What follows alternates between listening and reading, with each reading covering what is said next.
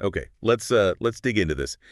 Trying to wrap your head around government proposals, especially something like a finance bill, it can feel like drinking from a fire hose, can't it? Oh, absolutely. Just so much information. And figuring out what actually matters to you or to businesses, that's the real challenge. Exactly. And that's why we're doing this deep dive using this breakdown you shared on Kenya's proposed finance bill for 2025-2026. Right. Our mission here is basically to cut through all that noise, pull out the key insights from this source material, the good, the bad, the ugly, as the source sees it. And help you understand what these proposed tax changes could actually mean in the real world. Yeah. The source's overall take seems to be maybe it looks a bit more lenient than last year's, superficially anyway. But the focus is really on what the source calls cleaning up or maybe tightening the screws on existing tax rules, mostly hitting businesses. That's a crucial point. Fewer direct hits on individuals, it seems, more significant shifts aimed at companies, specific sectors. Though obviously business changes tend to ripple outwards, right? They eventually reach consumers one way or another. Definitely. But let's start where the source starts with what it flags as potential positives for individuals, for employees. Okay, let's look at the good news according to the source. First thing is about tax exempt per diem. Yes, exactly. Per diem, that's the daily allowance you might get from work for expenses when you're traveling, things like that. Right. So currently, only the first KSH 2000 a day is tax exempt. Anything over that gets added to your taxable income. So say you get KSH 4,000 a day for expenses. Under the old rules, KSH 2,000 of that is taxed. Correct. That KSH 2000 gets added to your income calculation. Now, the proposal is a pretty big increase to that tax-free amount. How big? It jumps from KSH 2000 a day up to KSH 10,000 per day. Wow, okay. That is a leap. So back to that KSH 4,000 example. Under this new rule, none of it gets taxed Good. because it's under the 10K limit. Precisely. So if you're someone who gets per diems regularly, this could directly lower your taxable income. Less tax to pay, potentially. The source definitely sees this as a plus for employees. Okay, that seems straightforward. A potential win. What else did the source highlight as good? There's also a change, an expansion really, to the tax exemption for gratuity and pension payments at retirement. Gratuity being the lump sum, pension the monthly income. Got it. Yeah. Currently, to get that tax exemption on KSH 35,000 per month of your pension or gratuity, there's usually an age requirement. You generally have to be 65 or older. And the proposal changes the age thing. It broadens it out quite a bit, actually. The exemption would apply now if you've retired or if you've just been in a registered pension scheme for 20 years. Age doesn't matter in that case. Okay. So you wouldn't necessarily have to wait until 65 if you retire earlier, maybe late 50s, but you've been paying into your pension for 20 years. You could still get that KSH 35,000 monthly exemption. That's right. Interesting. The source flags this as positive because, well, it gives people who retire early, or just those who've saved diligently for a long time, access to that tax-free amount sooner, could make retirement transition smoother. Yeah, that adds some flexibility to retirement planning Yeah. tax-wise. And you mentioned mortgage relief, something about construction. Yes, another potential benefit the source points out. Currently, you get mortgage relief, meaning the interest you pay on a loan to buy or improve your home reduces your taxable income up to a limit. Right, like if you earn KSH 100K, but pay KSH 20K in mortgage interest, you're taxed as if you earned KSH 80K, basically. Exactly. Now, the source says the bill proposes extending this relief to cover interest paid on loans taken out specifically to construct a house. Ooh, okay. This is really interesting if you're planning to build instead of buy. Mm-hmm. So the interest on your building loan now gets the same tax treatment as buying or improving. That's the idea. It sort of levels the playing field for how you achieve home ownership, at least for this particular tax relief. The source sees it as a good move, making building potentially more tax efficient. Okay, those are some fairly clear potential upsides for individuals. Now let's pivot. What does the source frame as the ugly side? Mostly impacting businesses, you said. Yes, the source definitely spends more time here. A big focus is on changes related to business losses. Okay. Currently, if a business makes a loss 1 year, they can carry that loss forward pretty much indefinitely to offset profits in future years and reduce their tax bill. That's pretty crucial for certain businesses, isn't it? Like startups, big projects, things that take time to become profitable. Absolutely. The source really emphasizes that this indefinite carry forward has been vital, but the bill proposes limiting this carry forward period Limiting it how? to a maximum of 5 years. Just 5 years. That sounds Yeah. restrictive. What does the source say about the impact? Well, the source sees this as really quite bad, especially for those startups or businesses with long gestation periods. After 5 years, any leftover losses just disappear for tax purposes. So you lose the tax benefit. Exactly. The source suggests it limits the value of those early losses and could even discourage long-term, maybe capital-heavy investments. Feels like a real tightening of the screws, as they put it. That definitely could change business planning. What about capital losses? Is there something there too? Yes, another restriction highlighted by the source. Currently, if you sell an asset, say property or shares, for less than you paid, that's a capital loss. Right. And under current rules, you can use that loss to offset any capital gains you make, reducing your overall taxable capital gain. Can you give us an example, like with real estate? Sure. Let's say you sell one property, make a KSH 5 million loss. Next month, sell another, make a KSH 10 million gain. Right. Currently, you'd pay capital gains tax on the difference, the net KSH 5 million gain, 10M gain, 5M loss. Makes sense. You pay tax on the net profit. What's changing? The proposal, according to the source, is that capital losses cannot be carried forward or used to offset any future capital gains at all. Wait, really? So in that example, you'd pay tax on the full KSH 10 million gain, and the KSKI 5 million loss doesn't count for tax anymore. That's exactly how the source interprets it. It's a significant shift, removing that ability to net gains against losses for capital assets. Big impact in sectors like real estate or investments where you have frequent transactions. That's another layer of tightening then, taxing every gross gain.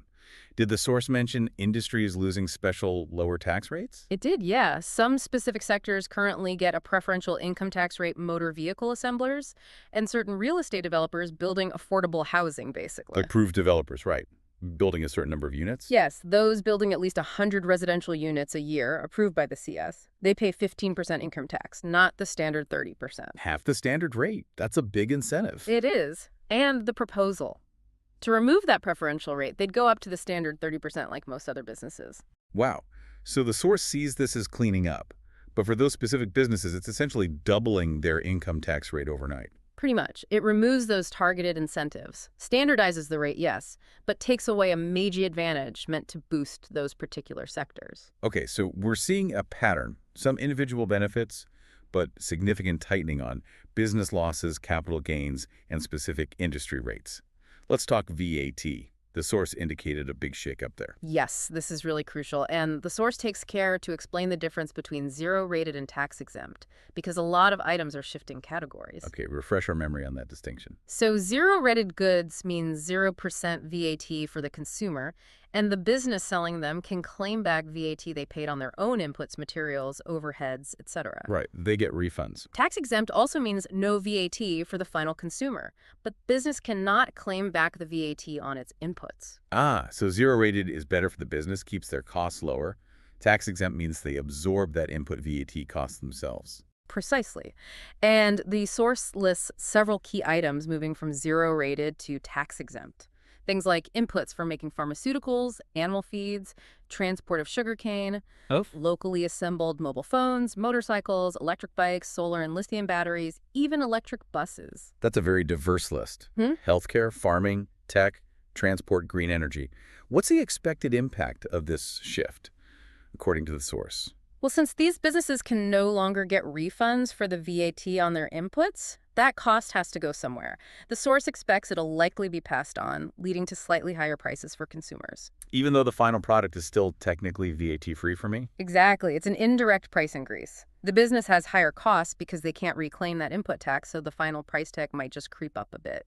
So maybe no 16% VAT line item on my receipt, but the base price of medicine or animal feed or an electric bike could just be higher. That's the likely outcome based on the source's analysis. There's another VAT change too, bringing foreign internet service providers into the net. You mean like Starlink or maybe companies providing cloud services from abroad? Exactly, those kinds of services. The bill apparently defines internet services more clearly under electronic services. The result is foreign companies providing these in Kenya now have to register and pay Kenyan VAT. Okay, closing a potential digital services loophole. Now, what about things that were completely tax-exempt before, but are now proposed to get the full 16% VAT? That sounds like a much more direct hit on prices. It absolutely is. The source points to several significant items moving from exempt, so 0% VAT currently, to the standard 16% VAT rate. Like what? Things like locally assembled vehicles used for tourism transport, Going. goods bought or imported for consulting houses and affordable housing projects, equipment for solar and wind energy generation, Yeah. and locally made passenger service vehicles, PSVs. Wow. So tour vans, materials for affordable homes, solar panels, wind turbines, and locally made buses and matatas. Yeah. That covers some really key areas. Definitely. And here the impact is direct. A straight 16% price increase. If a local PSV costs KSH $2 million now, It would become KSH 2 million plus 16% VAT. So around KSH 2.32 million. exactly, it's a big jump. The source notes this significantly broadens the VAT base for the government, but it also directly increases costs in crucial sectors, tourism, affordable housing, renewable energy, public transport, big price impacts. Okay, beyond income tax and VAT, the source mentions some procedural things and something worrying about data privacy. Yes, 2 points under the Tax Procedures Act. First, a relatively simple one.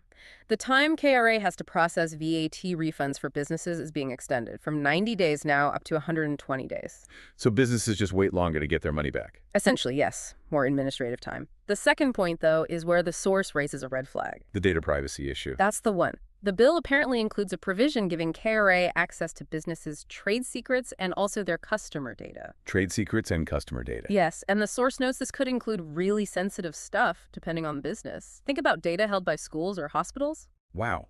Access to potentially sensitive customer info and business secrets. Does the source explain why KRA would need that level of access? What's the rationale? The source doesn't really detail a specific justification given in the bill itself, but it strongly flags this as a potential violation of data privacy laws and principles. Yeah, I can see why. The underlying question the source seems to be asking is, why does KRA need access beyond normal financial records for auditing tax compliance? Why trade secrets? Why potentially sensitive personal data? It sounds incredibly broad. If the goal is just checking tax declarations, access to proprietary secrets or sensitive customer details seems like a big overreach. The source definitely flags this as a major concern. It's certainly a provision that, according to the source, needs very close scrutiny. It raises serious questions about balancing tax collection powers with fundamental data protection rights. Okay. And finally, there was one specific import levy change mentioned. Yes, concerning certain types of iron and steel used in construction. Currently, there's a 17.5% import levy on these specific materials. That was put in place to protect local producers. Right. Make imports more expensive. That was likely the intention, yes. Support local manufacturing.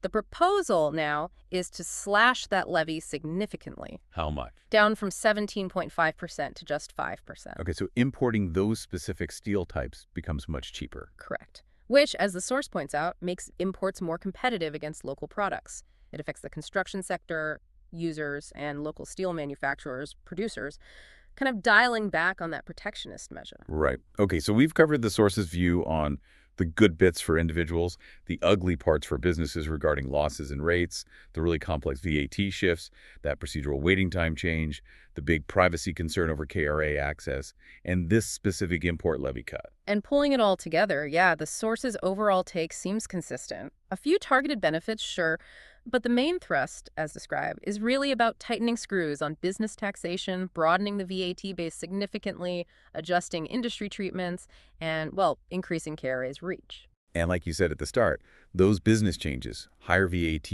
absorbed costs, they often find their way down to consumer prices eventually, don't they?